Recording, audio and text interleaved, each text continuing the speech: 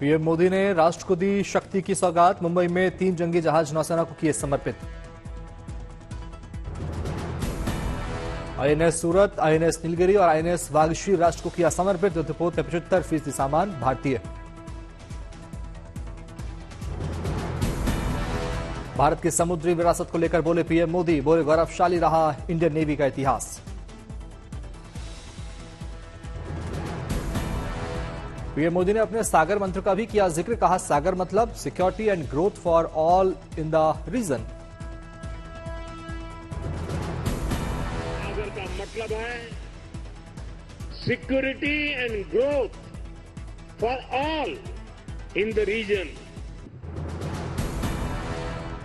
विकास को लेकर बोले पीएम मोदी। कहा, भारत में विस्तारवाद नहीं, विकासवाद की भावना से हो रहा है काम। भारत विस्तारवाद नहीं, भारत विकासवाद की भावना से काम करता है। पीएम मोदी ने की नौसेना की तारीफ। कहा, हमारी नौसेना ने सैकड़ों लोगों की जान बचाई।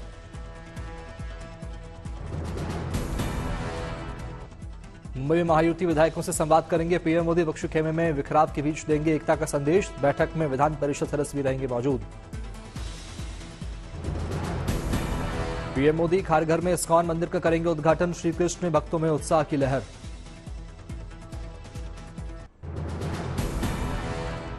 राष्ट्रपति ने 77वें सेना दिवस पर दी शुभकामनाएं। लिखा, सेना दिवस पर मैं भारतीय सेना के अधिकारियों, पूर्व सैनिकों और उनके परिवारों को शुभकामनाएं देती हूं। पीएम मोदी ने आर्मी डे पर भारतीय सेना को दी बधाई। लिखा, अपने सैनिकों के साहस, बलिदान और राष्ट्र के प्रति उनके समर्पण भाव पर देश गर्व करता है। गृहमंत्री अमित शाह ने भी सेना दिवस पर दी सेना को बधाई। लिखा, भारतीय सेना के बहादुर जवानों और उनके परिवारजनों को थल सेना दिवस की हार्दिक शुभकामनाएं। रक्षा मंत्री राजनाथ सिंह ने 73वें थल सेना दिवस पर दी जवानों को बधाई। लिखा, प्रत्येक भारतीयों को अपनी सेना पर गर्व है। सेना प्रमुख उपेंद्र द्विवेदी ने सेना दिवस पर दी शुभकामनाएं। लिखा, हम राष्ट्र के लिए अपने प्राण न्यौछावर करने वाले अपने जवानों के प्रति श्रद्धांजलि व्यक्त करते हैं। देश भर में मनाया जा रहा भारतीय सेना दिवस। पहली बार भारतीय सेना दिवस परेड की पुणे की मेजबानी। पुणे में भव्य परेड का किया गया आयोजन। थल सेना अध्यक्ष उपेंद्र द्विवेदी ने ली परेड की सलामी। पहली बार एनसीसी की महिला टोली भी परेड का बनी हिस्सा। बड़ी संख्या में महिलाओं ने किए परेड। भारतीय सेना दिवस पर पहली बार जंगी रोबोट ने दिखाया युद्ध कौशल। बड़ी संख्या में शामिल हुए लोग।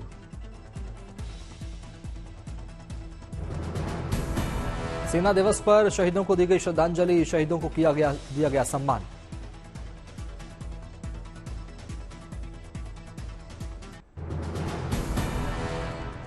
अरविंद केजरीवाल आज महिला समर्थकों के साथ दाखिल करेंगे नामांकन। नामांकन के पहले वाल्मीकि मंदिर और हनुमान मंदिर में दर्शन पूजन।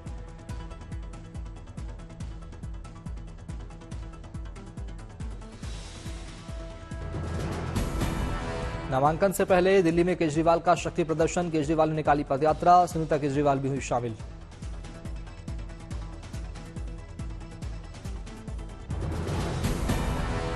नई दिल्ली सीट से परवेश वर्मा ने भरा पर्चा। बीजेपी के कई नेता हुए शामिल। नामांकन से पहले परवेश वर्मा ने वाल्मीकि मंदिर में टेका मत्था। पूजा के बाद परवेश वर्मा ने किया रोड शो। आज कालकाजी सीट से पर्चा दाखिल करेंगे रमेश विधोड़ी। नामांकन से पहले करेंगे पूजा पाठ।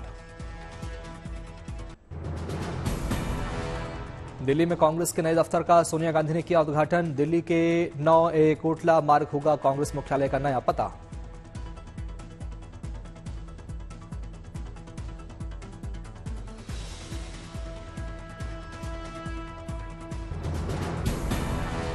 कांग्रेस ने अपने नए दफ्तर का नाम रखा इंदिरा भवन। उद्घाटन समारोह में कांग्रेस के दिग्गज नेता रहे मौजूद।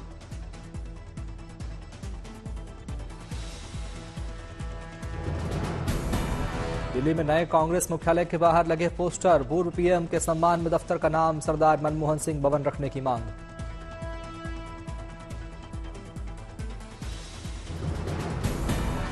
पोस्टर पर आया कांग्रेस का जवाब, बोले नाम बहुत पहले से तय है, अब नाम को लेकर कंट्रोवर्सी ना हो।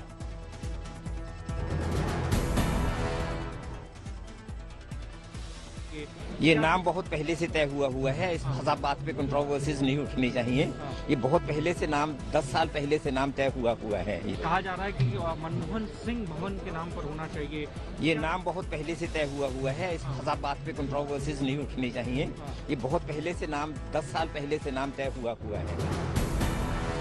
अपने जन्मदिन पर बीएसपी चीफ मायावती ने की प्रेस कॉन्फ्रेंस, बोली मेरे कार्यकाल और जन कल्याण योजनाओं को दूसरे प्रदेश की सरकार नकल करती है।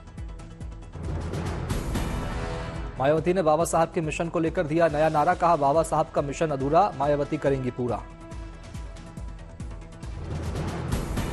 मायावती ने संविधान को लेकर कांग्रेस पर साधा निशाना, कहा कांग्रेस पार्टी का नीले कपड़े पहनकर संविधान की कॉपी दिखाना नाटक। कदम कदम पर कांग्रेसी नेताओं द्वारा संविधान को दिखाना व नीले कपड़े आदि पहनकर किस्म किस्म की नाटकबाजी करना, ये सब यहाँ दलितों एवं अन्य उपेक्षित वर्गों के साथ इनका छलावा व ढोंग नहीं है तो और क्या है। दिल्ली विधानसभा चुनाव में उतरी बीएसपी, मायावती ने कहा दिल्ली में बीएसपी अकेले लड़ेगी चुनाव। दिल्ली एनसीआर में और बढ़ेगी ठिठुरन, घने कोहरे का येलो अलर्ट। दिल्ली एनसीआर में आज और कल बारिश की संभावना, मौसम विभाग ने जारी किया येलो अलर्ट। दिल्ली एनसीआर में कई जगहों पर विजिबिलिटी 0, फॉग लाइट के सहारे सड़कों पर चल रही गाड़ियां।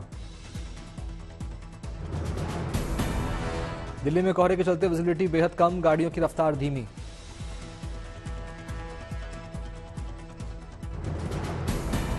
दिल्ली में घने कोहरे के चलते हवाई सेवाएं प्रभावित, आईजी एयरपोर्ट पर विजिबिलिटी 100 मीटर से भी कम।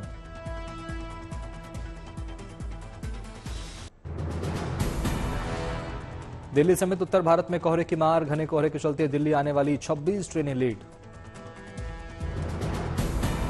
दिल्ली के कई हिस्सों में शीतलहर और घना कोहरा, दिल्ली नोएडा फ्लाईओवर से घने कोहरे की तस्वीरें आई सामने। यूपी के कई जिलों में भी छाया घना कोहरा, विजिबिलिटी कम होने से लोगों की बड़ी परेशानी। अयोध्या के कई हिस्सों में शीतलहर की मार, घने कोहरे से ढका शहर। यूपी के मुरादाबाद में शीतलहर और कोहरे की मार, लोग आश्रय गृहों में ले रहे शरण।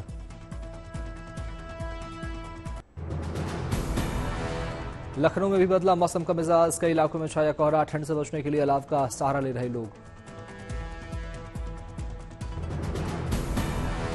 यमुना एक्सप्रेसवे पर दिखी धुंध की चादर, सतर्क होकर लोग चला रहे वाहन।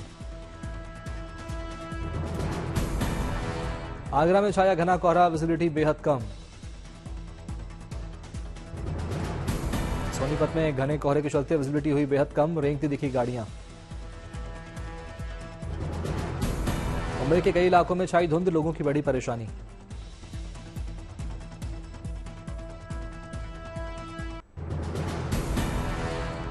हरिद्वार में पहुंची मां धारी देवी एवं भगवान नागराज की डोली, भक्तों ने जोरदार किया स्वागत।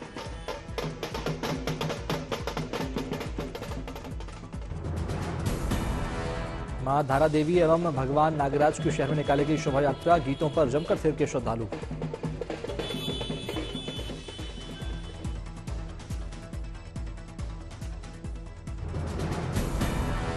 मदुरै में जल्लीकट्टू का आगाज, युवाओं में दिखा जबरदस्त उत्साह। जल्लीकट्टू में बैल को वश में करने का प्रयास करते दिखे लोग, सैकड़ों लोगों ने लिया हिस्सा।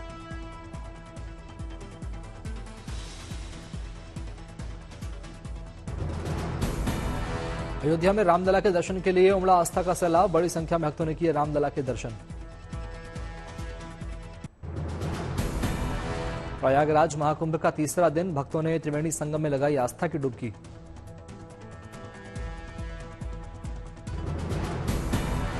छत्तीसगढ़ के बलरामपुर में तातापानी महोत्सव में शामिल हुए छत्तीसगढ़ के सीएम विष्णुदेव साय, सभा को किया संबोधित। मुंबई महाराष्ट्र के सीएम देवेंद्र फडणवीस के घर पर पहुंचे रक्षा मंत्री राजनाथ सिंह, तिलक लगाकर किया गया स्वागत।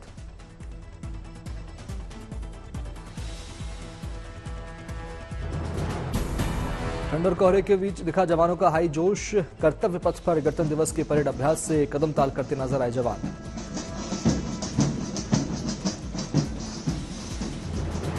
चेन्नई में 55वीं तुगलक वर्षगांठ कार्यक्रम का आयोजन, केंद्रीय मंत्री पीयूष गोयल हुए शामिल।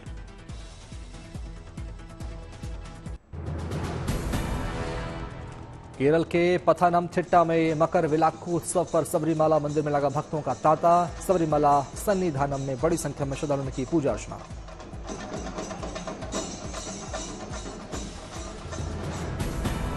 मकर विलाक्कू उत्सव को मकर संक्रम पर भी कहा जाता है। आस्था, भक्ति और एकता का प्रतीक है मकर विलाक्कू। करीब 1.5 लाख श्रद्धालुओं ने किए दर्शन।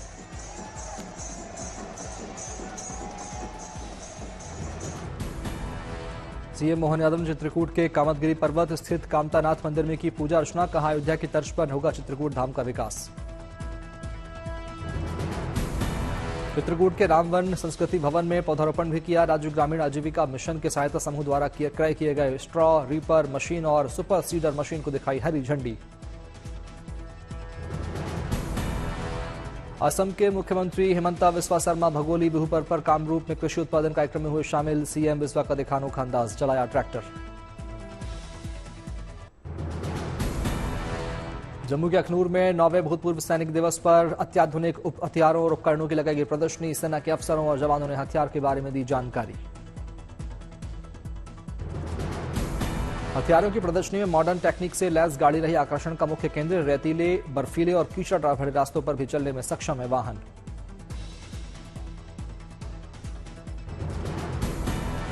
जम्मू कश्मीर के श्रीनगर में भारतीय सशस्त्र बल ने मनाया 9वां भूतपूर्व सैनिक दिवस। कार्यक्रम में सैन्य अधिकारी और एक्स सर्विसमैन भी हुए शामिल। पूर्व सैनिकों के कल्याण पर दिया गया जोर। मध्य प्रदेश बीजेपी के प्रभारी महेंद्र सिंह भोपाल में नवोदय विद्यालय में एससी वर्ग के छात्रों के साथ संवाद करने पहुंचे। संविधान गौरव दिवस कार्यक्रम में छात्रों को संविधान की जानकारी दी। गोवा सचिवालय के 3 परिसरों का उद्घाटन सीएम प्रमोद सावंत ने उत्तरी गोवा के पोरवोरिम में किया शुभारंभ। इंदौर में पुलिस की बड़ी कार्रवाई। साइबर ठगी करने वाले 16 बदमाश गिरफ्तार। 1 करोड़ 60 लाख बरामद। मिला वियतनाम का कनेक्शन। उन्नाव में पुलिस और बदमाशों के बीच मुठभेड़। 2 बदमाश को लगी गोली, दोनों गिरफ्तार, 1 फरार। गाजियाबाद में पुलिस ने की बड़ी कार्रवाई। फोटो वीडियो बनाकर लोगों को ब्लैकमेल करने वाले 8 बदमाश गिरफ्तार। मणिपुर में पुलिस को मिली बड़ी सफलता। डिजिटल अरेस्ट कर ठगी का झांसा देने वाले 2 बंटी बबली गिरफ्तार। बिहार के रोहतास में पुलिस और एसटीएफ ने अवैध लॉटरी मामले में की छापेमारी। भारी संख्या में लॉटरी के टिकट, प्रिंटर तथा इलेक्ट्रॉनिक डिवाइस बरामद। आरोपी फरार। बॉलीवुड के मशहूर कोरियोग्राफर गणेश आचार्य ने अपनी नई फिल्म का किया ऐलान। फिल्म का नाम है सिर्फ तुम। अप्रैल से ऑस्ट्रेलिया में शूटिंग हुई शुरू।